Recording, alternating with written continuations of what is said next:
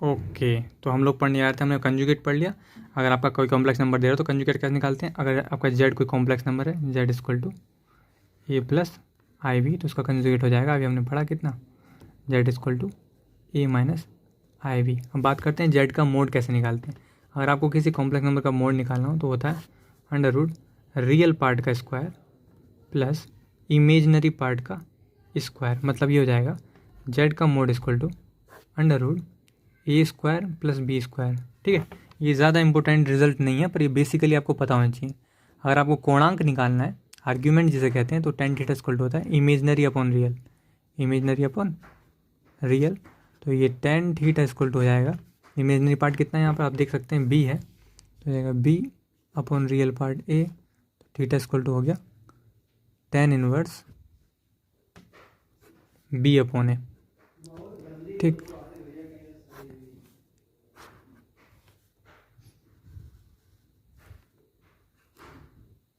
इसे कहते हैं आर्ग्यूमेंट। क्या कहते हैं, आर्ग्यूमेंट। इसे कहते हैं मॉडुलस, मॉडुलस। अगर सामान्य अर्थों में जानने की कोशिश करें तो वास्तव में जो कोई कॉम्प्लेक्स नंबर होता है, let we have any complex number, let we have any complex number, कोई कॉम्प्लेक्स नंबर है हमारे पास z equal to x plus I v, तो इसके रियल और इमेजनरी पार्ट को हम कोऑर्डिनेट के टर्म में भी लिख सकते हैं, रियल कोमा इमेजनरी। तब ये जो पॉइंट होगा ये कॉम्प्लेक्स पॉइंट होगा, तो इसके कॉम्प्लेक्स प्लेन में ऐसे डिनोट करेंगे। ये मान लीजिए कोई कॉम्प्लेक्स प्लेन है, ये कोई कॉम्प्लेक्स प्लेन है, तो कॉम्प्लेक्स प्लेन में इस पॉइंट को डिनोट करेंगे कहीं पर, ये आगे मान लीजिए यहाँ पर एक्स कोमा वाई। तो ये कॉम्प्लेक्स नंबर जो है किसी कॉम्प्लेक्स पॉइंट, किसी भी कॉम्प्लेक्स प्लेन में, किसी भी कॉम्प्लेक्स प्लेन में कॉम्प्लेक्स नंबर जो होता है एक पॉइंट के रूप में डिनोट किया जाता है। तो ये वाला कॉम्प्लेक्स नंबर जो है इस कॉम्प्लेक्स प्लेन में यहाँ डिनोट करेंगे। ये आपका ऑरिजिन हो गया ओ, ऑरिजिन से इस कॉम्प्लेक्स नंबर तक की जो डिस्टेंस होगी इसे कहते हैं मॉडुलस। क्या कहते हैं, मॉडुलस। तो ओपी जो है, ये ओपी ही वास्तव में मोड ऑफ जेड है। और हम जानते हैं 2 पॉइंट के बीच की डिस्टेंस कितनी होती है, 2 पॉइंट की डिस्टेंस होती है x1 माइनस x2 का होल स्क्वायर, x माइनस 0 का होल स्क्वायर प्लस y माइनस 0 का whole square. It is in the sense of under root X square plus Y square. तो आप देखेंगे यही रिजल्ट है, रियल पार्ट का स्क्वायर प्लस इमेजनरी पार्ट का स्क्वायर। और जो एंगल होता है इसे कहते हैं हम क्या, इसे कहते हैं आर्ग्यूमेंट। और आप आर्ग्यूमेंट को देखेंगे तो यहाँ से यहाँ तक का डिस्टेंस जो है वो x होगी, क्योंकि x एक्स पे कोऑर्डिनेट चला गया है, और यह डिस्टेंस y होगा। इसका मतलब अगर हम टेन थीटा निकालें ट्राइंगल को देखकर तो कितना होगा, टेन थीटा कितना होता है, लाल बटे कक्का। तो ये हो गया साइन कोस टेन, लम बटे आधा, लम कितना है y अपॉन x, तो थीटा हो गया implies theta equal to tan inverse y upon x। ये तो बेसिक चीज़ थी, ठीक है। तो ये यहाँ से रिजल्ट आए। अगर आपसे कोई बेसिक डेफिनेशन पूछता है, what do you understand by the distance of, what do you understand by the modulus of any complex number, अगर आपसे कोई पूछता है कि किसी कॉम्प्लेक्स नंबर के परिमाण से आप क्या समझते हैं, then you will have to say all the complex number are denoted by a point on a complex plane. सभी कॉम्प्लेक्स नंबर को सम्मिश्र तल पर या आर्गंड तल पर एक बिंदु द्वारा निरूपित किया जाता है। All the complex number is denoted by a point in a complex plane. सभी सम्मिश्र संख्याओं को सम्मिश्र तल पर एक बिंदु द्वारा निरूपित किया जाता है। The distance between the origin and this complex point is called the modulus of that complex number. मूल बिंदु और उस बिंदु के बीच की दूरी को ही उस सम्मिश्र संख्या का मापांक कहते हैं, मॉडुलस कहते हैं। And what you understand by the कोणांक, argument, then you have to say, अगर आपसे पूछता है कोई आर्ग्यूमेंट किसे कहते हैं, तो आपको कहना है कि किसी सम्मिश्र संख्या को सम्मिश्र तल पर किसी पॉइंट से डिनोट करते हैं। All the complex number is denoted by a point in a complex plane and the line which joins the origin to that point, और वो लाइन जो ओरिजिन को उस पॉइंट से मिलाती है, makes an angle theta from the horizontal line. तो वो horizontal line के साथ थीटा एंगल बनाती है। This horizontal line angle theta is known as the argument for this complex number. यह एंगल थीटा ही इस कॉम्प्लेक्स नंबर के लिए आर्ग्यूमेंट कहलाता है। नाउ मैं समझता हूँ ये आपको समझ में आ गया होगा मापांक और कोणांक क्या होता है, ठीक है। अब बात करते हैं पोलर फॉर्म के बारे में, एम्प्लाइज पोलर फॉर्म। ये सब आपको 12th का पढ़ा हुआ है, वो इसलिए मैं थोड़ा जल्दी चल रहा हूँ। पोलर फॉर्म, ये पोलर फॉर्म क्या होता है? पोलर फॉर्म क्या है, हम इसी चीज़ को ज़रा लिख के देखेंगे। अगर मैं साइन थीटा यूज़ करूँ इस ट्रायंगल में तो कितना आएगा? साइन थीटा इक्वल टू लंब बटे कर्ण। लंब कितना है? इसे आर मान लो डिस्टेंस को। लंब बटे कर्ण साइन थीटा, लंब कितना है? वाई अपन कर्ण कितना है? आर। मल्टीप्लाई करो कितना आएगा? R sine theta equal to Y. And cos theta use करो, आधार बटे कर्ण, आधार कितना है? एक्स बटे कर्ण कितना है? आर। मल्टीप्लाई करो कितना आएगा? R cos theta equal to X. Then complex number will be, then complex number will be, तो कॉम्प्लेक्स नंबर कितना हो जाएगा? तो कॉम्प्लेक्स नंबर आपका हो जाएगा कितना था? Z equal to x plus I y था, तो इसके हिसाब से कॉम्प्लेक्स नंबर हो जाएगा z equal to x plus I y, z equal to r cos theta plus i r sine theta, और we can say z equal to r common ले लिया, cos theta plus I sine theta. This is called the polar form. क्या कहते हैं इसे? Polar form. Polar form, polar form of the complex number. अगर हम Euler equation के use करें तो ऐसे भी लिख सकते हैं R equal to E to the power, ये क्या होता है? ई की power I theta cos plus I sine theta. तो किसी कॉम्प्लेक्स नंबर को आप जब बड़ी क्लासों में देखेंगे तो ये धड़ाधड़ आर इंटू ई की पावर आई थीटा लिखा होगा, जहाँ बेसिकली वो यही कहना चाह रहा है इस वाली चीज़ को, या बेसिकली ये कहना चाह रहा है, या बेसिकली ये कहना चाह रहा है all the forms are equal and we can write in this form of Z equal to R E to the power I theta. अब यहाँ पता होना चाहिए हमें कि आर क्या है, तो वेयर क्या है बताइए? आर है मापांक, वी कैन से मॉड्यूलस, क्योंकि मैंने आपको डिस्टेंस दिखाई, देखो आर कहाँ है, ये ना, तो ये मॉड्यूलस है, MODU modulus, LUS modulus. Theta क्या है? थीटा है आर्ग्यूमेंट, कोणांक, आर्ग्यूमेंट, ठीक है। Modulus, modulus, modulus, MODULUS modulus, ठीक है। तो मैं समझता हूँ ये आपको समझ में आ गया था, ठीक। अब हम एक चीज़ और पढ़ते हैं, इसके बीच से निकलता नहीं है आसानी से, फिर इसके साथ बाकी पेपर निकल जाते हैं, ठीक। तो ये हमने पढ़ लिया, मापांक कोणांक पढ़ लिया, वेरी गुड। अब क्या बचा है पढ़ने को? बड़ी ही दुविधा है भाई, एक हाथ से कैमरा भी पकड़ना है, रेगुलेट भी करना है, वीडियो स्टैंड होना चाहिए था, कोई बात नहीं, कहना तो पड़ेगा ही, क्योंकि बात तो कुछ हो भी नहीं सकती। Now we have to study now about the complex root of the unity. आप इकाई के अगर घनमूलों की बात करें, जैसे आपसे पूछा जाए what is I square, I square की वैल्यू कितनी होती है, तो आप कहेंगे इकाई के वर्गमूल को कहते हैं। बड़ी दुविधा है भाई,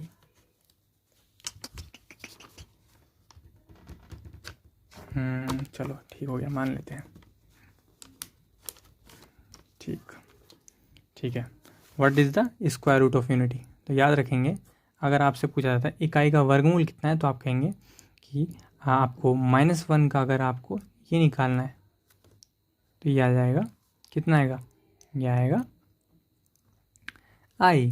तो इकाई के वर्गमूल को आई कहते हैं, मतलब नेगेटिव वर्गमूल को, है ना। स्क्वायर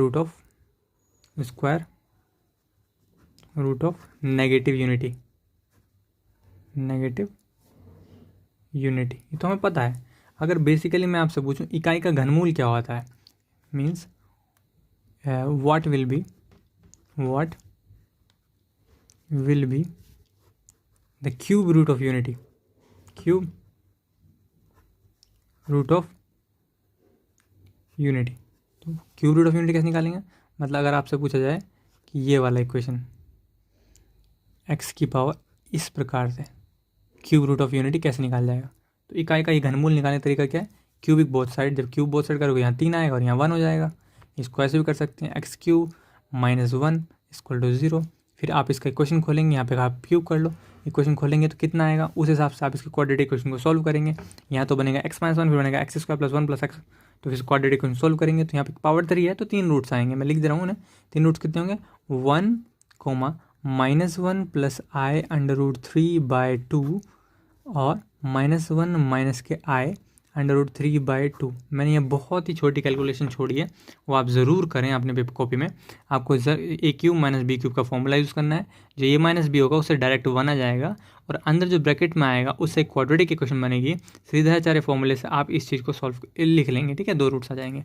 इसे को तो 1 ही कहेंगे, और इसको कहेंगे ओमेगा, और इसको कहेंगे ओमेगा स्क्वायर। अब किसी का मन में ये चल रहा हो कि इसे ओमेगा कहें, इसे ओमेगा स्क्वायर कहें, तो कोई दिक्कत नहीं, आप किसी को भी ओमेगा और ओमेगा स्क्वायर मान सकते हैं, क्योंकि इन दोनों का जो प्रोडक्ट होता है वो होता है ओमेगा³ और उसकी वैल्यू होती है 1। और नहीं मानते तो आप मल्टीप्लाई करके देख लीजिए, प्रूफ कर देते हैं। लीजिए proof, omega into omega square equal to -1 + i√3/2 multiply -1 - i√3/2 multiply करेंगे कितना आएगा, देखो अपोजिट है तो -1 का स्क्वायर माइनस i√3 का whole square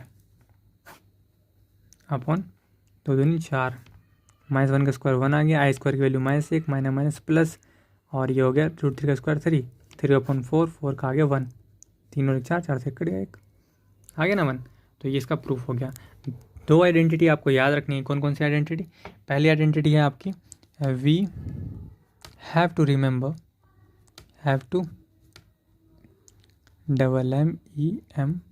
remember those 2 identity, those 2 identity. कौन सी 2 आइडेंटिटी याद करनी है? सबसे पहली बात 1 + ओमेगा + ओमेगा स्क्वायर की वैल्यू 0 होती है, ठीक है। नंबर दूसरी आइडेंटिटी ओमेगा की पावर क्यूब की वैल्यू 1 हो सकती है। और तीसरी चीज़ आपको वैल्यू पता होनी चाहिए कि ओमेगा होता है -1 + i√3/2 और ओमेगा स्क्वायर होता है -1 - i√3/2। और ज़रूरी नहीं है ये हो, आप इसे अलग अलग भी मान सकते हैं, because of when ever it will use in the form of omega + omega square and related with this equation. तो अकेला इसका एग्जिस्टेंस नहीं होगा, आप किसी को भी कुछ मान के सॉल्व करेंगे, क्वेश्चन बिल्कुल सही सॉल्व होगा।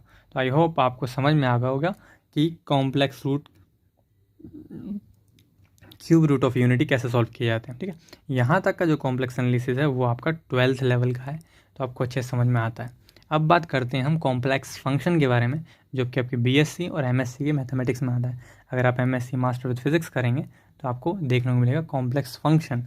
तो हम पढ़ेंगे कॉम्प्लेक्स फंक्शन किसे कहते हैं। यहीं से स्टार्ट कर देता हूँ, पेपरों की कमी है। Hashtag complex function, complex function. Complex function को समझने का सबसे सिंपल तरीका है कि आपने कॉम्प्लेक्स नंबर पढ़ा है, ऑफकोर्स पढ़ा होगा, z = x + i/y, ठीक है। ये आपका कॉम्प्लेक्स नंबर है। वेयर, अगर ये कॉम्प्लेक्स नंबर है वेयर, तो x को क्या होना पड़ेगा? कांस्टेंट होना पड़ेगा। क्या होगा? कांस्टेंट। और y को क्या होना पड़ेगा? कांस्टेंट, ठीक है। तो अगर x भी कांस्टेंट है, y भी कांस्टेंट है, तो ये एम्प्लाइज करेंगे कि z क्या है? z is a complex number, z is a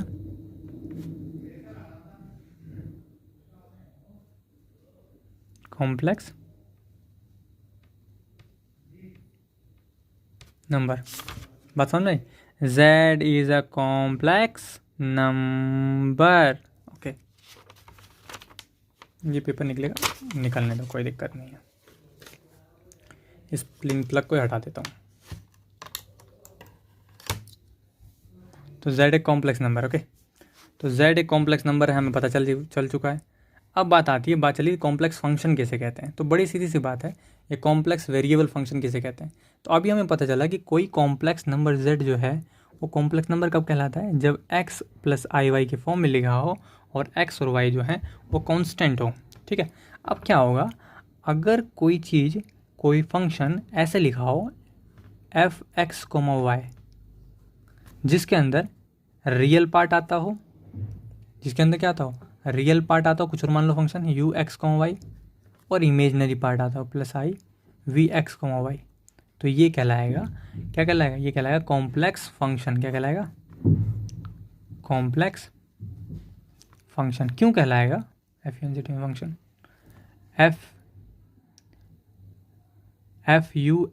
FUNCTION function, FUNCTION function. तो कॉम्प्लेक्स फंक्शन क्यों कहलाएगा? बिकॉज ऑफ कि यहाँ पर आप देखेंगे तो यहाँ तो कांस्टेंट था, पर यहाँ पे क्या है, एक फंक्शन है किसका, एक्स और वाई का। तो जब कभी आपको ये वाला रियल पार्ट भी एक फंक्शन के रूप में मिले, ये है रियल पार्ट,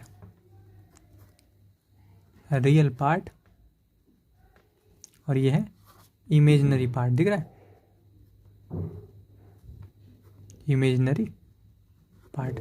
जब कभी आपको रियल पार्ट भी आपको फंक्शन के रूप में मिले एक्स वाई, और इमेजिनरी पार्ट भी आपको फंक्शन में रूप में मिले, तो बड़ी सीधी बात है, ये वेरिएबल कंटेंट है फंक्शन। फिर समझेंगे, जब कभी किसी कॉम्प्लेक्स नंबर में आपको रियल पार्ट भी फंक्शन के रूप में मिले और इमेजिनरी पार्ट भी फंक्शन के रूप में मिले, तो वो जो फंक्शन होगा वो कॉम्प्लेक्स फंक्शन कहलाएगा। ठीक है, तो इस पूरे चैप्टर में हम कॉम्प्लेक्स फंक्शन को स्टडी करेंगे और इसके एप्लीकेशन को भी स्टडी करेंगे कि कॉम्प्लेक्स फंक्शन की हेल्प से हम इंटीग्रेशन को कैसे सॉल्व करते हैं, जिसे कॉम्प्लेक्स इंटीग्रेशन मेथड भी कहते हैं। उन सब चीज़ों को पढ़ने से पहले आप समझेंगे, अगर आप इस विस्तारवाद को समझ नहीं पाते तो आप ऐसे भी कह सकते हैं कि कॉम्प्लेक्स फंक्शन को कहते हैं X Y equal to you plus I V. क्या कहते हैं, यू प्लस आई वी। ठीक है, what is U, U is the real function and what is v is the image function, the complex function, imaginary part of the complex function। ठीक है, तो ये दो चीज़ आपको पता होनी चाहिए। अब बात आती है किसी कॉम्प्लेक्स फंक्शन तो आप पहचानना से सीख गए। अब बात आती है कि आप कैसे पता करेंगे कि कॉम्प्लेक्स फंक्शन एनालिटिक है या नहीं है। ठीक है, तो कॉम्प्लेक्स फंक्शन की एनालिटिसिटी चेक करने का जो रूल है वो बहुत ही सिंपल है, जिसे कहा जाता है यूलर कोची रायमन इक्वेशन कहा जाता है। क्या कहा जाता है, कोची रायमन इक्वेशन। तो उससे पहले मैं आपको बताता हूँ, डिमाइवर्स थ्योरम भी है, ये तो सब काम की चीज़ नहीं है, ये काम की चीज़ नहीं है। हमें सिर्फ पढ़ना है how to check the analyticity, how to check the analyticity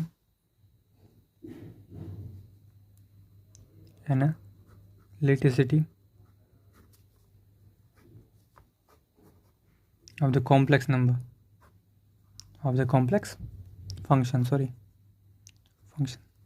ठीक है, समझेंगे एनालिटिसिटी का मतलब क्या होता है। एनालिटिसिटी का मतलब ये होता है कि वो चीज़ कितनी ज़्यादा एनालिटिक है। मैं आपको एक फिजिकल एग्जांपल के द्वारा समझाता हूँ। मान लीजिए आप किसी फिजिकल सर्किट को ड्रॉ करते हैं जिसके अंदर बहुत सारे डायोड और ओपैम्प यूज़ हुए हैं, और क्वेश्चन में लिखा है कि माना ये क्वेश्चन में दिया गया डायोड आइडियल है। तो सर्किट में दिए गए आइडियल डायोड से हम क्वेश्चन को सॉल्व कर सकते हैं, पर उस आइडियल डायोड की थीम पर हम एक नया सर्किट इम्प्लीमेंट नहीं कर सकते। मतलब जहाँ जहाँ आइडियल वर्ड यूज़ होगा वो एनालिटिक नहीं है। एनालिटिक का मतलब क्या होता है, उसको प्रैक्टिकल फॉर्म में भी डिज़ाइन कर पाएँ।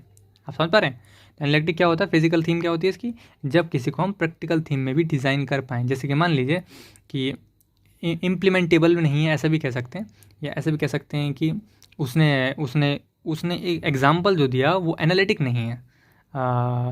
जैसे एग्जाम्पल की कोई बोले कि यार मेरे लिए टिफर निकालना बाएं हाथ का खेल है, तो ये बात कहना और इसको एनालाइज करना तो बहुत समय लग जाएगा, और वो भी संभावनाओं पर डिपेंड करता है।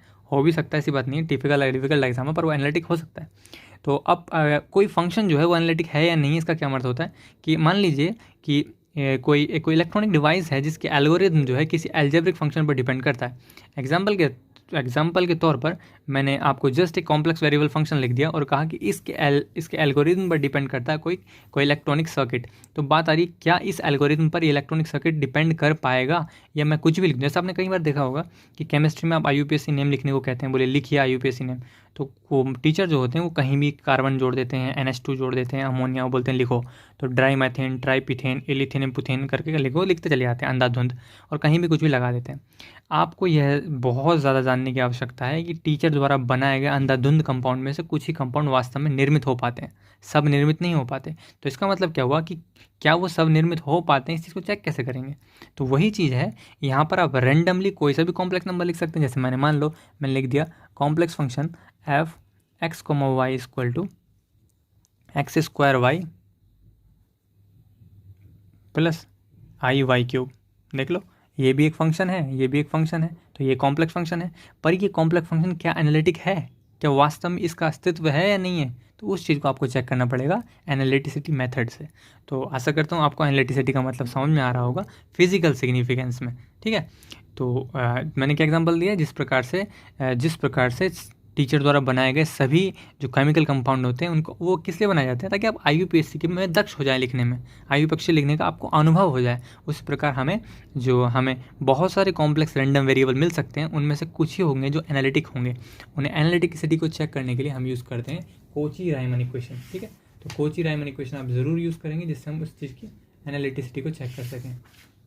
यहाँ पर है इसके example, let me check example. तो इसका मिल गया, ठीक है, एग्जाम्पल मिल गया कोची-रायमन इक्वेशन।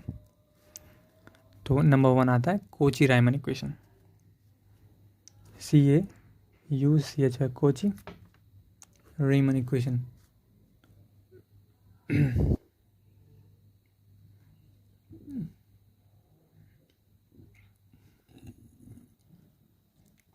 रीमन इक्वेशन, जहाँ आपको समझ में नहीं है आप बिल्कुल संक्षेप में लिख सकते हैं। कोई बात आपको समझ में नहीं आ रही और या आपको ये लग रही है कि यार ये बात तो गलत कर दी, मज़ा नहीं आया, समझ में नहीं आया, तो आप कमेंट भी कर सकते हैं। अगर उसमें मैं गलत हुआ तो मैं उसे संशोधित करूँगा। बाकी टीचर का उद्देश्य यही रहता है कि गणित की भाषा को सरल शब्दों में समझा पाए। अच्छा, गणित अचरजपूर्ण क्यों होता है? क्योंकि गणित में जो चीज़ें होती हैं वो बहुत ही क्यों हो जा रही हैं ये पता नहीं। एग्जाम्पल के तौर पर अगर ये देखा जाए कि कोई हम फिज़िक्स का एक्सपेरिमेंट कर रहे हैं, किस एक्सपेरिमेंट कर रहे हैं? फिज़िक्स में। तो फिज़िक्स में जो मैथमेटिक्स है वो किसी एक्सपेरिमेंटल को एक्सप्लेन कर रही होगी, लेकिन जो मैथमेटिक्स चल रहा होता है प्योर मैथमेटिक्स, उसमें ये पता भी नहीं होता किस चीज़ के लिए कर रहे हैं, और जस्ट हम देखेंगे आप मैथमेटिकल रिसर्च हो रही हैं, किस बेस पर हो रही हैं, तो उनको फिजिकली डिफाइन करना बहुत ज़्यादा ज़रूरी होता है। तो कोची-रायमन इक्वेशन क्या होती है? आपकी जस्ट एक इक्वेशन होगी कि आपको दिए गए कॉम्प्लेक्स वेरिएबल में del u over del x equal to del v over del y आना चाहिए, and del u over del y equal to minus के del v over del x आना चाहिए। ठीक है, अगर ये चीज़ सेटिस्फाई हो जा रही है तब आपकी दी गई इक्वेशन जो है वो कहलाएगी क्या? वो आपकी कहलाएगी कि एनालिटिक है। अगर किसी दिए गए फंक्शन के लिए अगर ऐसा है वैलिड तो वो दी गई इक्वेशन एनालिटिक कहलाएगी। ठीक है, अब देखते हैं एक एग्जांपल। यहाँ पे एग्जांपल मुझे मिल नहीं रहा है, फिर भी मैं अपनी तरफ से एक एग्जांपल दे देता हूँ। तो ये एग्जांपल है, आप अपनी जो बुकलेट है वो ज़रूर देखें। एक्चुअली मैं जिस मित्र के पास आया हूँ उसकी जो BTech की बुक है, तो BTech की बुक में इंजीनियरिंग मैथमेटिक्स है, तो वहाँ पे इतने एग्जांपल्स नहीं देखें, आप अपनी बुक में ज़रूर देखें। ठीक है, EXAMPLE एग्जांपल, EXAMPLE एग्जांपल। ठीक, तो आपका Z कोई कॉम्प्लेक्स वेरिएबल है और FX को Y कोई कॉम्प्लेक्स वेरिएबल है, इसे ऐसा लिखा गया है साइन x प्लस IY। पूछा गया कि क्या ये एनालिटिक है या नहीं। ठीक है, तो सबसे पहले आपका दायित्व यह बनता है कि दिए गए कॉम्प्लेक्स वेरिएबल को स्टैंडर्ड कॉम्प्लेक्स वेरिएबल फॉर्म में चेंज करें। क्या इसे U प्लस IV की टर्म में लिख सकते हैं? नहीं लिख सकते। तो सबसे पहले इसे खोलो। कैसे खोलते हैं? Sine a cos b, sine a cos b plus cos a sine b. ठीक है, तो इसको ऐसे लिख सकते हैं sine x into cos i y equal to cos hyperbolic y plus cos x sine i y equal to i sine hyperbolic y, i sine hyperbolic y. ठीक, तो कंपेयर विद किससे कंपेयर करेंगे? कंपेयर कर देंगे f x comma y equal to you plus I v से, you plus I v से। तो अब आपके पास क्या है? अब आपके पास रियल पार्ट भी है, वी हैव, वी गेट, क्या मिल गया हमें? हमें मिल गया यू, यू इक्वल टू कितना आ गया? Sine x into cos hyperbolic y, v मिल गया कितना? Cos x into sine hyperbolic y. तो अब करना क्या है आपको? यहाँ पर कोची-रायमन इक्वेशन सेटिस्फाई करनी है। कौन सी? Del u over del x equal to del v over del y बराबर आना चाहिए, और del u over del x del u over del y equal to minus के del v over del x आना चाहिए। ठीक है, तो ये आपका कहलाएगा कोची-रायमन इक्वेशन कहलाएगा। ये और ये दो कंडीशन ना, ये एंड ये एंड ये, ठीक, ये एंड और ठीक कर देते हैं, एंड ठीक। तो ये आपका तरीका था कि कैसे पहचान सकते हैं आप कोई फंक्शन एनालिटिक है या नहीं है। ठीक है, बिल्कुल सही बात। अगर आपको डीप क्वेश्चन देगा तो उसमें क्या होगा? डिफरेंशिएशन करने में दिक्कत होगी। तो अब देखते हैं क्या हमारे पास कोई और एग्जाम्पल है। है तो एग्जाम्पल, देखिए ये एक क्वेश्चन है, एक और एग्जाम्पल कर दे रहा हूँ मैं। एग्जाम्पल, जो बुकलेट मैंने आपको कॉम्प्लेक्स नंबर की दी है उसका मैंने एक भी क्वेश्चन नहीं करा रहा हूँ। इसका मतलब क्या है, उसके सारे क्वेश्चन करने की रिस्पॉन्सिबिलिटी आपकी है। बहुत ईजी पड़ जाएंगे, आप बस समझ लीजिए। तो ज़रा मैं बुकलेट नहीं लाया यहाँ पर वो, तो इसलिए सॉल्व कराया जा रहा है। Check whether fz is analytic or not. Check whether fz is analytic or not. Analytic or not. तो दे रखा है फंक्शन क्या है, fz इक्वल टू जेड की पावर 3, ये दे रखा है। एनालिटिक चेक करने का है। देखो एनालिटिसिटी की मैंने आपको बेसिक डेफिनेशन क्या बताई, if any complex function, if any complex variable function is satisfying the Cauchy-Riemann equation then it will call analytic function। तो बात आती है Cauchy-Riemann equation क्या होती है, del u over del x equal to minus के del v over del y। बहुत सुंदर बात है। u v क्या होती है, u is the real part of the complex variable function and v is the imaginary part of complex variable function. बिल्कुल सही। यहाँ क्या दिख रहा है भैया, ना रियल दिख रहा है ना ही इमेजनरी दिख रहा है। आगे दिक्कत, तो आप क्या करेंगे, इसमें रियल इमेजनरी निकालेंगे। कैसे, हमें पता है कि f के अंदर x और y दोनों होते हैं, और ये मान सकते हैं ये जो है वो है x प्लस आई वाई का होल क्यूब। ठीक, तो इसको ऐसे लिख सकते हैं, x को y equal to x plus I y का जिसे होल स्क्वायर पता है वो ये लगाओ, हमें नहीं पता है तो हम तो ऐसे यूज़ करेंगे, x plus I y a square plus B square minus plus 2ab। ठीक खोला है भाई, ठीक खोला होगा।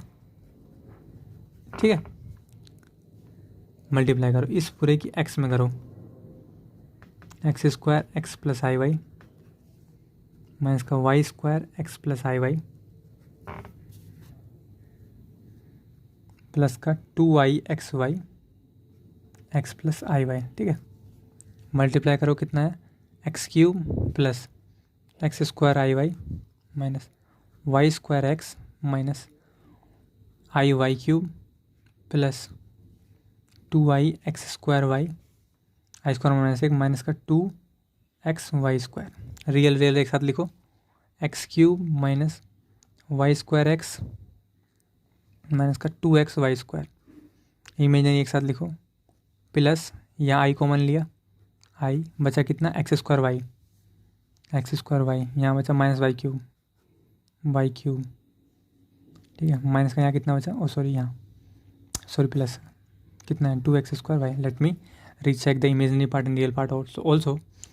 अगेन ये हो गया f x comma y x comma y x cube, ये रहा बिल्कुल सही है। अबे रियल पार्ट ले रहे हैं ना भाई, एफ एक्स कॉमा वाई हो गया, या एक्स क्यूब हो गया। ठीक है, फिर रियल पार्ट हो गया वाई स्क्वायर एक्स, बिल्कुल सही है। फिर हो गया रियल पार्ट ये वाला, बिल्कुल सही। इमेजनरी में आई छोड़ दिया, ठीक है, पहला एक्स स्क्वायर वाई हो गया, ठीक है, और नेगेटिव वाई क्यूब हो गया, बिल्कुल ठीक है।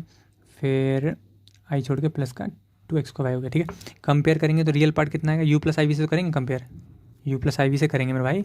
जब यू प्लस आई वी से करेंगे तो कितना होगा बताओ, एम्प्लाइज यू की वैल्यू कितनी आ गई, यू इक्वल टू, ये तो मैं बस तुम्हें समझा रहा हूँ अभी, जब तुम करोगे ना तो तुम्हें यहीं पे करोगे, सीधी बात है, इसे यू मान दिख जाएगा तुम्हें, लिखोगे थोड़ी वहाँ पे, बहुत जल्दी हो जाते हैं सवाल।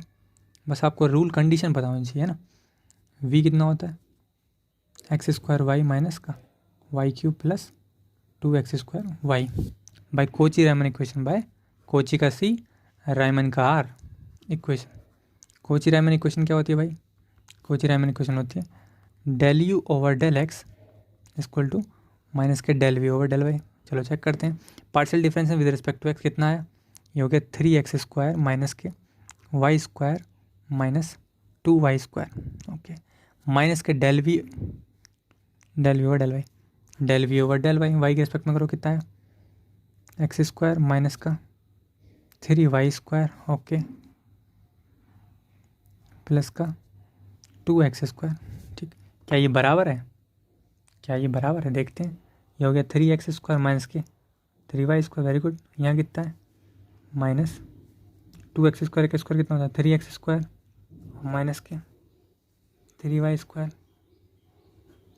Del u del x equal to plus के del v del y plus होता है, अगले में क्वेश्चन माइनस आता है 3x² माइनस का 3y², सॉरी यहाँ पे प्लस ये भाई प्लस है ना इस क्वेश्चन में, समझो बात को, प्लस रहेगा, कितना आ गया 3x² माइनस के 3y², तो पहली क्वेश्चन तो सेटिस्फाइड है ना।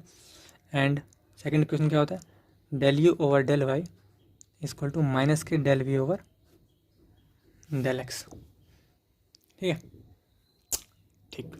Del u over del y partial fraction with respect to y कितना आएगा, माइनस का 2yx माइनस का 4xy बराबर माइनस का del v over del x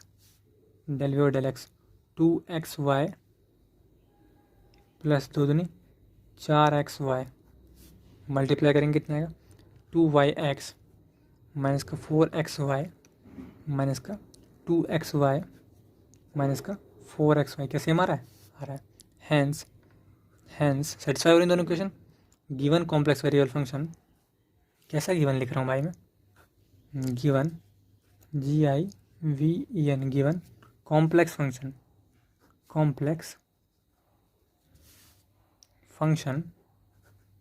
FUNCTN function is क्या है बताओ, given function is analytic,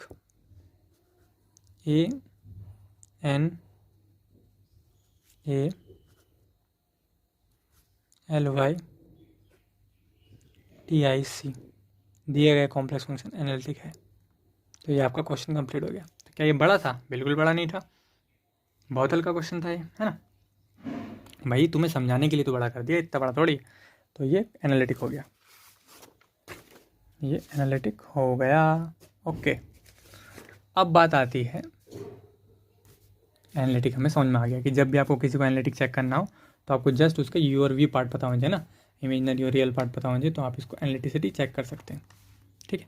Kochi रीमन equation के द्वारा आप अगर किसी का रियल पार्ट दे रखा हो तो इमेजिनरी पार्ट निकाल सकते हैं, इमेजिनरी पार्ट दिया हो तो रियल पार्ट निकाल सकते हैं। आपके बुकलेट में इसके एग्जाम्पल है, आप बहुत ही सुंदर तरीके से उस एग्जाम्पल को ज़रूर करें, ठीक है। अब बात करते हैं हम हार्मोनिक फंक्शन किसे कहते हैं, कौन सा function, harmonic function implies harmonic function HARMONIC harmonic function. Harmonic function किसे कहते हैं, हार्मोनिक फंक्शन एक जस्ट एक कंडीशन को सेटिस्फाई करेगा तो हार्मोनिक फंक्शन कहलाएगा। मतलब कि अगर कोई सिस्टम, जैसे मान लीजिए कोई कॉम्प्लेक्स फंक्शन है, ठीक, वो एनालिटिक है पहली बात, ठीक है, पहले जो इक्वेशन वो ऐसे बताई जाएगी, any function which is satisfy the Laplace equation is known as harmonic function. अगर वो लाप्लास इक्वेशन को सेटिस्फाई करेगी तब उसे क्या कहलाएगी, उसे हम कहेंगे हार्मोनिक फंक्शन कहेंगे। मान लीजिए कोई कॉम्प्लेक्स फंक्शन है u + i भी है, ठीक है, हार्मोनिक फंक्शन किसे कहेंगे, let we have a complex function, complex function u + iv, तो कैसे लिखेंगे इसे लिखेंगे FZ = u + iv, ठीक है। तो इसका u वाला पार्ट है, then u and v are both harmonic function, तो u भी हार्मोनिक होना चाहिए और y भी हार्मोनिक होना चाहिए। Here u and y should be harmonic function,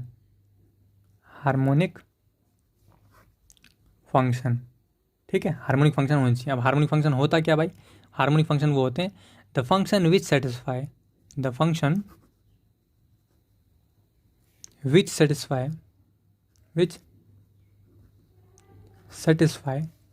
the Laplace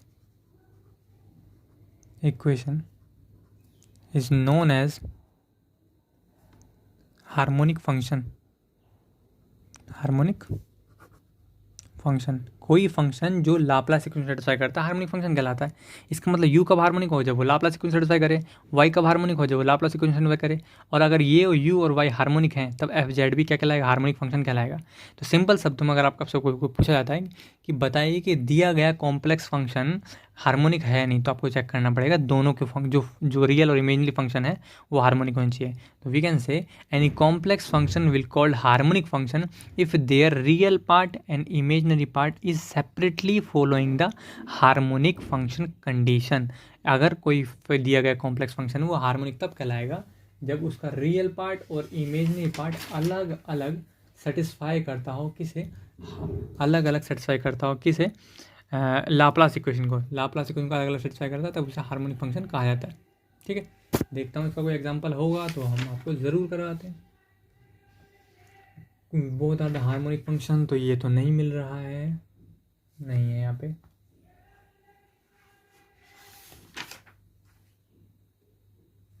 देखेंगे लास्ट में अगर कोई एग्जांपल मिला तो, है ना। तो आप इस कंडीशन को याद रखेंगे। लाप्लास इक्वेशन पता है ना, del square u equal to 0 इसको लाप्लास इक्वेशन। ठीक ठीक ठीक। अब मैं आपको बताता हूँ सिंगुलैरिटी के बारे में, फिर हम कोची थ्योरम के बारे में जानेंगे और आपका चैप्टर कंप्लीट हो जाएगा। ठीक, बहुत ही फाइनाइट नॉलेज दे रहा हूँ मैं आपको, बिल्कुल फाइनाइट, बहुत ही परिमित। ठीक है, इनफाइनाइट के चक्कर में नहीं पड़ेंगे, बहुत ही परिमित।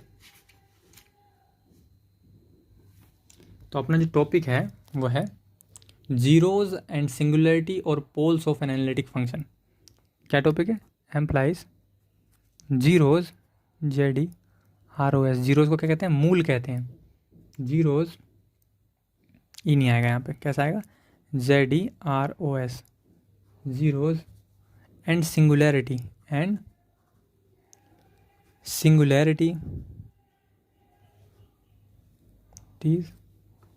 और pole of an analytic function. Analytic function, तो किसी एनालिटिक फंक्शन का जीरो, सिंगुलरिटी या पोल कैसे डिफाइन करते हैं। ठीक है, तो पहले मैं आपको, जैसे मैंने आपका फिजिकल एग्जांपल दिया था एनालिटिसिटी का, वैसे ही मैं आपको बताता हूँ सिंगुलैरिटी का भी। सिंगुलैरिटी किसे कहते हैं? सामान्यतः मैं उसका उदाहरण ये देता हूँ कि आपने ग्रेविटेशनल सिंगुलैरिटी वर्ड सुना होगा। क्या सुना होगा? Gravitational singularity, TATIONAL, gravitational singularity. Gravitational singularity क्या होता है? वहाँ होती है जहाँ पर आपका ब्लैक होल होता है। कहाँ होता है?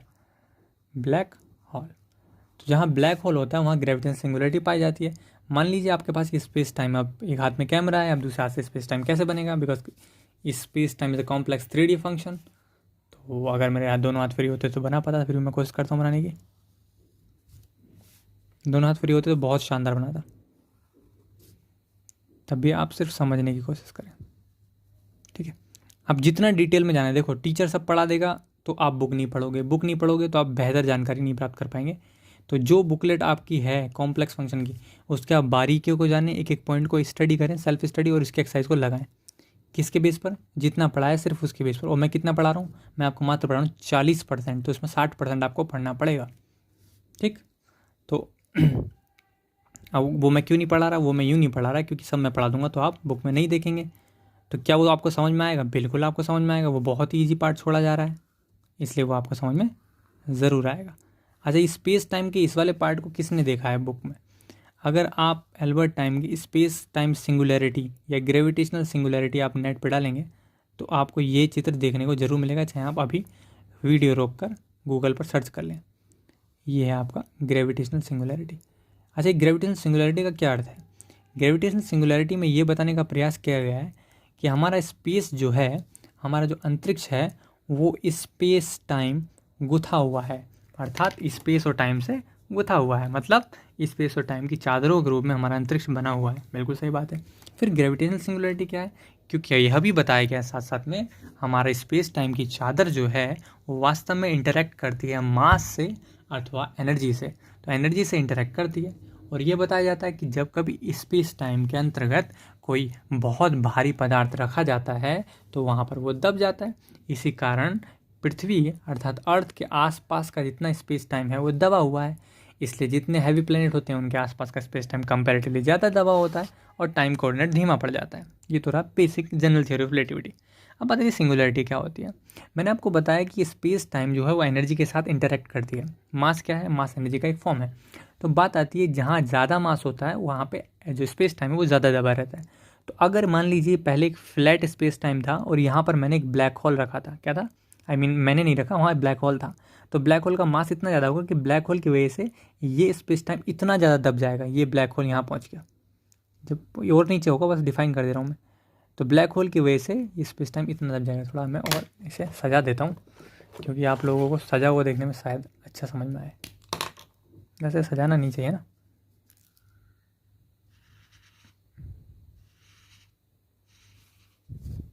बेटा एक हाथ से बना रहा हूँ मैं, बस ये समझ लो, ये समझ लीजिए, क्योंकि वीडियो बहुत समय से नहीं बनाई। अब बच्चों का जेस्ट का एग्ज़ाम है और फिर अगर नहीं बनाई तो बच्चों को लगेंगे कि जो गुरुजी हैं वो संवेदनशील नहीं हैं कि हम इस एग्ज़ाम को अच्छे से दें। अरे भैया, तुम लोग एग्ज़ाम सही से देकर आओ, ये कौन अध्यापक नहीं चाहेगा? हर अध्यापक चाहेगा कि उसका विद्यार्थी अच्छे से देकर आए। पर ये संवेदनशीलता सिर्फ मैं लेकर चलूँ तो नहीं होगा, ठीक है। आप लास्ट टाइम देखें, आपको जैम के लिए, विल यू बिलीव, उसमें लगभग 100 वीडियोज़ हैं। आप अच्छे से परीक्षा दें, इसलिए एक एक वीडियो में उस तथ्य को बड़े ही विस्तार से समझाया गया। फिर भी आप चलो जो भी जैम में देकर आए, पर वो जो आपका ज्ञान है, जो भी आपने सीखा, वो व्यर्थ थोड़ी जाएगा। आप बाकी एग्ज़ाम है, सेंट्रल यूनिवर्सिटीज़ के एग्ज़ाम है और भी एग्ज़ाम है, वहाँ पर वो बहुत बड़ी भूमिका निभाएंगे। तो पढ़ा हुआ कभी व्यर्थ नहीं जाएगा, ठीक है। अगर हाँ, एक सच में व्यर्थ चला जाएगा अगर आप स्ट्रीम चेंज करते हैं। अगर आप स्ट्रीम चेंज करते हैं फिर आप बोलते हैं हाँ मुझे तो अजीत सर ने पढ़ाया और फिज़िक्स का मेरे को कहीं योगदान बैक कर दूँ। जब तुम बन जाओगे, स्ट्रीम चेंज करके पहुंच जाओगे, मान लीजिए आप लेखपाल, पुलिस या वॉटेवर कोई तैयारी करने लग जाते हो और फिर बोलते हो कि जैम का पढ़ा है उसमें नहीं आ रहा, कोई सेंस है इसका? नहीं है ना। तो वीडियो का पढ़ा हुआ आपको जीवन में ज़रूर काम देगा, बशर्ते आप फिज़िक्स के टच में रहते हैं, ठीक है। फिज़िक्स बहुत सुंदर होता है। फिज़िक्स एक कह सकते हैं एक बहुत सुंदर प्रेम की तरह होता है। अगर आपको ढंग से प्रेम हो गया तो आप बस उसके बिना बेचैन रहेंगे कि बोले आज मैंने स्टडी नहीं करा, आज मैंने कुछ स्पेशल नहीं पढ़ा। जब मेरी उम्र कम थी तब उस समय में मैं रोज़ कोई से नए तथ्य को खोजने की कोशिश करता था। तो वैसे मैं चाहता हूँ कि आप भौतिक विज्ञान की उन पहलुओं को ज़रूर पढ़ें जो आपके कॉम्पिटिटिव एग्ज़ाम के पर्पज़ से हैं। जैसे कि मान लो ज़ीरोज़ हो गई, सिंगुलैरिटी हो गई, हार्मोनिसिटी हो गया। मैं इसे अभी सिंक्रोनाइज़ भी करूँगा, लेकिन साथ ही साथ एक चीज़ रोज़ या हफ्ते में एक बार ज़रूर पढ़ें जो सुंदर हो, जो आपके साथ वालों को ना पता हो, जो वर्तमान भौतिकी में रिसर्च में योगदान दे रही हो। तो उससे क्या होगा कि फ़िज़िक्स के प्रति जो आपका प्रेम है वो असीमित हो जाएगा। आपको लगेंगी फ़िज़िक्स में असीमित संभावनाएं हैं असंभव को संभव बनाने की। आप देखेंगे कि बहुत सारी असंभव घटनाएं जो फिज़िक्स के द्वारा, भौतिक सिद्धांतों के द्वारा सफल हो गई। यहाँ फिज़िक्स कोई व्यक्ति नहीं है जो आप सोचें कि भाई फिज़िक्स को श्रेय दे रहा है, ये तो गलत बात है, एक ही विषय को श्रेय दे रहा है। फिज़िक्स कोई व्यक्ति थोड़ी है, फिज़िक्स तो विषय है, ठीक है। तो उससे कैसे ईर्ष्या? तो बहुत सुंदर विषय है। तो स्पेस टाइम जो है वो मैटर से इंटरेक्ट करता है, एल्बर्ट आइंस्टाइन जी कह के चले गए थे। अब क्या हुआ कि अगर लोअर मास रखोगे तो कम इंटरेक्ट करेगा। मैंने हैवी मास डेंसिटी रख दी जिसका नाम ब्लैक होल होता है। तो ये स्पेस टाइम जो है नीचे धंस गया। जब नीचे धंस गया तो यहाँ पर एक सिंगुलैरिटी बन गई। इसका मतलब ग्रेविटेशनल फील्ड में बोलूँगा यहाँ पर है, यहाँ पर है, यहाँ पर है, यहाँ पर है स्पेस टाइम। और जैसे ही मैं यहाँ आऊँगा बोलूँगा यार यहाँ तो नहीं है, तो गड्ढा है। थोड़ा और नीचे आऊँगा गड्ढा है, थोड़ा और नीचे आऊँगा गड्ढा है। तो मैं बोलूँगा भाई यहाँ पर देख रहा हूँ तो यहाँ पर सिस्टम जो है मेरा कोई मीटर है, बैरोमीटर तो वायुदाब नापता है, इसलिए कोई आप ऐसे मुँह से कोई सा मीटर नहीं निकाल सकते। आई डोंट नो कि अभी शायद नहीं बना है, नहीं ऐसा कोई मीटर नहीं बना है जिसके द्वारा ये डिफाइन किया सकें कि स्पेस टाइम जो है कहाँ पर एग्जिस्ट करता है, क्योंकि हाइपोथेटिकल विजन है। तो अगर मान लीजिए आपके पास ऐसा पैरामीटर है जिसके द्वारा, जैसे टाइम एक टाइम पैरामीटर है, स्पेस पैरामीटर है, उसके द्वारा आप बता सकते हैं। तो आप देख रहे हैं यहाँ पर स्पेस सही है, यहाँ पर स्पेस सही है, कर्व्ड है, स्पेस है, स्पेस टाइम है, स्पेस टाइम है, चादर है। लेकिन अब जब यहाँ जाते हैं तो बोलते हैं यार यहाँ पर स्पेस टाइम नहीं है, क्योंकि यहाँ क्या गड्ढा है। समझ रहे हो? आपको यहाँ पे क्या है, गड्ढा है। तो आप बोलोगे यहाँ पर चादर है, यहाँ पर चादर, स्पेस टाइम डिफाइंड है, स्पेस टाइम डिफाइंड है, स्पेस टाइम डिफाइंड है, स्पेस टाइम यहाँ डिफाइन नहीं है, स्पेस टाइम यहाँ डिफाइन नहीं। तो जिस पॉइंट पर स्पेस टाइम डिफाइन नहीं होता उसे कहते हैं सिंगुलैरिटी। क्या कहते हैं? सिंगुलैरिटी। और चूंकि ग्रेविटेशनल स्पेस टाइम है तो उसे कहते हैं ग्रेविटेशनल सिंगुलैरिटी। क्या कहते हैं? ग्रेविटेशनल सिंगुलैरिटी, ठीक है। ठीक इसी प्रकार मान लीजिए आपके पास ये कॉम्प्लेक्स प्लेन है, क्योंकि मैंने आपको बताया था कि geometrical vision of the complex number, कि जो ज्योमेट्रिकल विजन होता है कॉम्प्लेक्स नंबर का वो और सुंदर बना देता है चीज़ों को। कैसे भाई, कैसे? कि मान लीजिए आपके पास ये कॉम्प्लेक्स प्लेन है, ठीक है।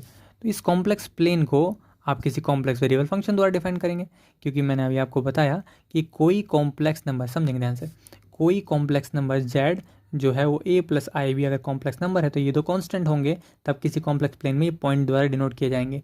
लेकिन अगर ये कॉम्प्लेक्स फंक्शन है, अगर ये कॉम्प्लेक्स फंक्शन है तो कॉम्प्लेक्स फंक्शन बहुत सारे वेरिएबल से मिलकर बनता है, और बहुत सारे वेरिएबल कोऑर्डिनेट आपस में बदलकर एक वेरिएबल लाइंस का समूह बनाएंगे, और वेरिएबल लाइंस का समूह एक ऊबड़ खाबड़ तल बना सकता है, और अगर स्टैंडर्ड लाइन का समूह होगा तो एक कॉम्प्लेक्स प्लेन का निर्माण करेगा। ठीक है, तो जस्ट ये कॉम्प्लेक्स पॉइंट मान लीजिए, इसे छोड़िए, ये कॉम्प्लेक्स पॉइंट मान लीजिए और ये कॉम्प्लेक्स प्लेन है।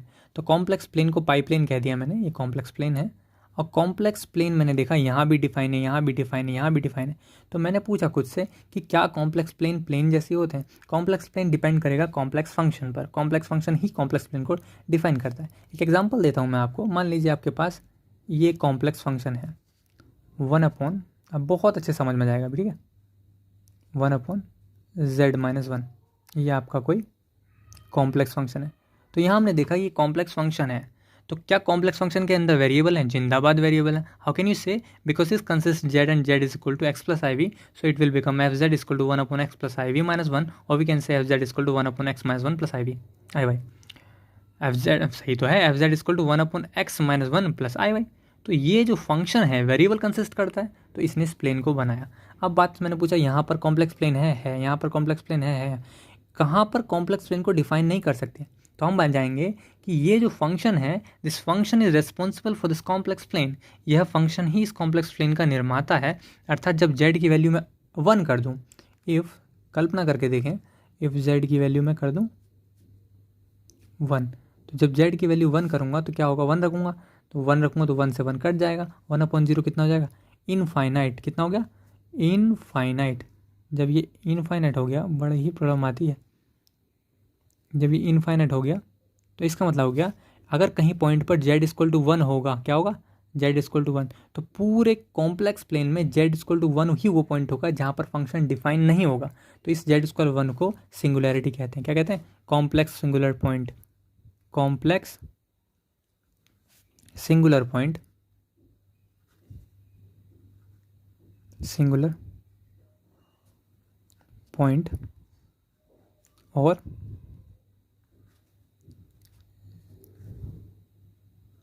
ओए होए होए होए सिंगुलैरिटी।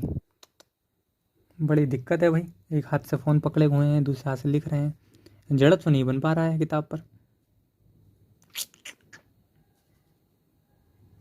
समझ रहे हैं आप जड़त की बात को? जब जड़त नहीं बनता तो लेखनी साफ नहीं आएगी। कॉम्प्लेक्स सिंगुलर पॉइंट और सिंगुलैरिटी, ठीक है, सिंगुलर पॉइंट और सिंगुलैरिटी, सिंगुलर पॉइंट और सिंगुलर पॉइंट और सिंगुलैरिटी। ओके, तो सिंगुलैरिटी आपको समझ में आ गई, ये मैं मान के चल रहा हूँ, सिंगुलैरिटी आपको समझ में आ गई। अब बात आती है, टॉपिक था कि सिंगुलैरिटी के साथ साथ जीरोज़ पढ़ने थे, सिंगुलैरिटीज़ पढ़नी थी, पोल्स पढ़ने थे और एनालिटिक फंक्शन पढ़ने थे। ठीक है, अब पहली बात आती है, सबसे पहले आप देखेंगे कि आपको जो फंक्शन स्टडी करने को दिया है कि वो फंक्शन एनालिटिक है नहीं, क्योंकि अगर वो फंक्शन एनालिटिक नहीं है तो इस बात का कोई अर्थ ही नहीं है कि आप उसके साथ गुणा भाग कर रहे हैं। अरे भाई, आपको किसी का डिटेल्ड सॉल्यूशन लेना है, आपको किस चीज़ को स्टडी करना है, तो सबसे पहले आप क्या देखेंगे कि दिया गया कॉम्प्लेक्स फंक्शन एनालिटिक है या नहीं है। इसका मतलब किसी का सिंगुलरिटी चेक करना है तो आप सबसे पहले देखेंगे वो एनालिटिक फंक्शन है या नहीं। एनालिटिक फंक्शन का ही सिंगुलरिटी चेक करने को आपको देगा, समझ में? एनालिटिक फंक्शन का ही आपको सिंगुलरिटी चेक करने को देगा, फिर उसके सिंगुलरिटी को ही हम यूज़ कर पाएंगे। ठीक है, जीरोस माने क्या होते हैं? रूट होते हैं। ठीक है, ठीक, तो अब बात करते हैं, सबसे पहले आता है पोल्स एंड एसेंशियल सिंगुलरिटी। अच्छा, पोल्स एंड एसेंशियल सिंगुलरिटी किसे कहते हैं? एम्प्लाइज poles, POLES, poles and essential singularity, ESSENTIL, essential singularities, singularities. ठीक है, बहुत सारी चीज़ होती हैं सिंगुलर मतलब जो सिंगुलरिटीज़ हैं वो बहुत सारे टाइप की हो सकती हैं, उनमें से जो किसी को पोल्स कहा जाएगा, किसी को एसेंशियल सिंगुलरिटीज़ कहा जाएगा, उसके टाइप हैं। एग्जाम्पल से समझ जाएंगे, ठीक है। एग्जाम्पल तो बहुत सिंपल है, बिल्कुल दिक्कत वाली बात नहीं है, 2 मिनट समझाएगा। Example EXAMPLES, examples. ठीक, आपके पास कोई कॉम्प्लेक्स फंक्शन है FZ, जिसको लिखते हैं हम 1/, z माइनस 2 का whole 5 plus 3 upon z minus 2। ठीक है, तो आप देखेंगे जो कॉम्प्लेक्स फंक्शन दिया गया है, ये जो कॉम्प्लेक्स फंक्शन दिया गया है, ये कहीं ना कहीं अगर आप देखें तो z इक्वल टू 2 रखने पर, z इक्वल टू 2 रख दूँ, या z इक्वल टू यहाँ भी 2 रख दूँ, या z इक्वल टू 0 रख दूँ। देखो 0 रखूँगा तो इनफाइनाइट बन रहा है, 0 रखने पर तो इनफाइनाइट बन रहा है ना। ठीक है, ये z इक्वल टू 0 रख दूँ, z 2 रखने पर भी और z 0 रखने पर भी ये इनफाइनाइट बन रहा है। इसका मतलब z इक्वल टू 2 और 0 ये क्या है, सिंगुलरिटीज़ हैं। क्या है, सिंगुलर पॉइंट है, सिंगुलर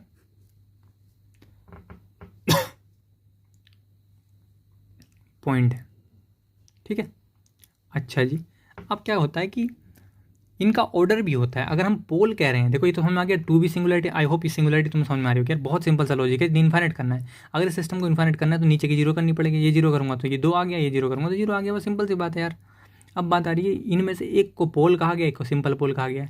तो अगर आप देखो तो इसकी पावर कितनी है, इसकी पावर है 5। देखो दिख रहा है, इसकी पावर कितनी है 5, और इसकी पावर कितनी है 1। तो z इक्वल टू 0 जो है उसे कहते हैं सिंपल पोल, सिंपल पोल। ठीक है, simple pole at z equal to 0। और z इक्वल टू 2 जो है उसे कहा जाएगा pole of order 5, pole of order 5 at z equal to 2। z equal to 2 पर 5th ऑर्डर का पोल है। ठीक ठीक, इतनी बात आपको समझ में आ गई। आपको अगर 5th यहाँ पे पावर देखने को मिलती है तब उसे कहा जाएगा इतने ऑर्डर का वो पोल है, वरना आप उसे सिंपल पोल कह देंगे। ठीक है, अब बात करते हैं अब एसेंशियल सिंगुलरिटी कहाँ देखने को मिलेगी। ठीक है, देखिए ये तो हो गया एग्जाम्पल किसका, पोल का। अब मैं आपको एसेंशियल सिंगुलरिटी का दिखाता हूँ। एग्जाम्पल दूसरा देखिए, अगर मान लीजिए आपके पास e की पावर 1/z है, इस तरह का कॉम्प्लेक्स नंबर दे रखा है, तो सीधी सी बात है, इसको सॉल्व करने के लिए आपको इसको एक्सपेंड करना पड़ेगा। तो ये 1 plus x square by factorial 2 plus dot dot dot dot करके चलेंगे। ठीक है, तो अगर आप देखें कि ये देखो ये और ये सेम ही है। अब बात आ रही है क्या ये कॉम्प्लेक्स वेरिएबल फंक्शन है, ऑफ कोर्स है।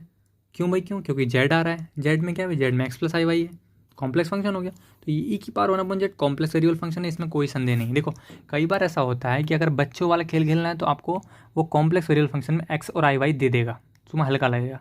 थोड़ा अच्छा बनाना हुआ तो वो x और आई वाई नहीं देगा, जैसे कि इसमें नहीं दिया, पर हमें पता होना चाहिए z में x और आई वाई होता है, तभी तो कॉम्प्लेक्स वेरिएबल फंक्शन होगा। सीधी सी बात है, तो ये कॉम्प्लेक्स वेरिएबल फंक्शन है, no doubt.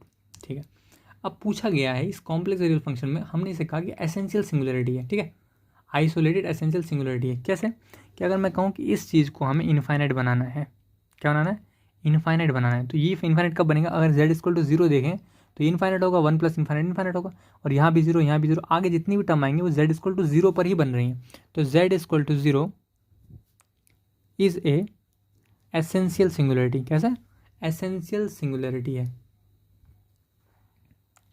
ESSENTIAL, essential singularity है, सिंगुलरिटी है। इसका मतलब ये हुआ जब एक ही जैसे पॉइंट पर बहुत सारे जैसे आप यहाँ देखो कि ये ज़रा सा दो टर्म का कोई कॉम्प्लेक्स फंक्शन था और यहाँ पर z इक्वल टू 2 आ गया, पोल मिल गया, z इक्वल 1 पर 0 पर सिंपल पोल मिल गया।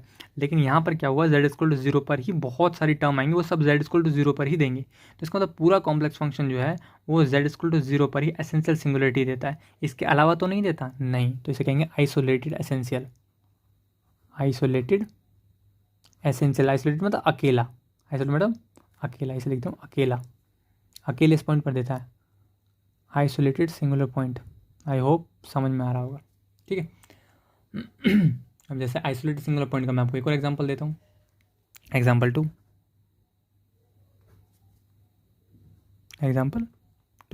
मान लीजिए आपके पास साइन 1/z है, तो आप इसे ओपन करें, कितना होगा, 1 प्लस होता है या एक्स से स्टार्ट होता है, एक्स प्लस स्टार्ट होता है, एक्स माइनस एक्स क्यूब होता है ना, x minus x cube by factorial 3, x minus x cube by factorial 3 plus x की पावर 5 विषम संख्याओं में चलता है, अपॉन फैक्टोरियल 5, और 5।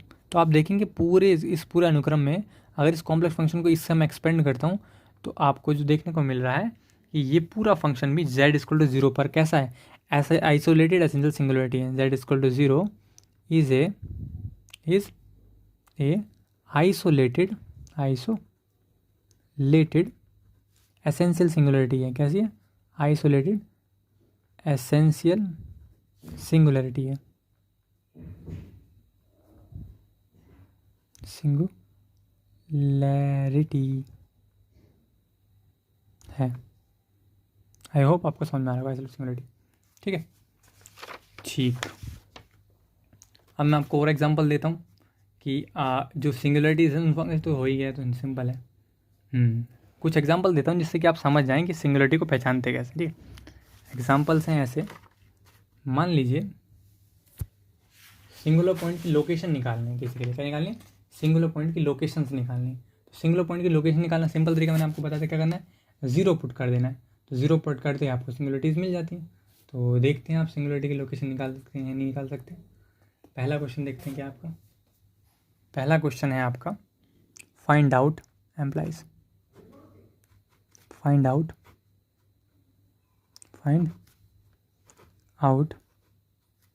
द सिंगुलरिटीज़ कह दो, सिंगुलर पॉइंट कह दो, सिंगुलर पॉइंट्स फॉर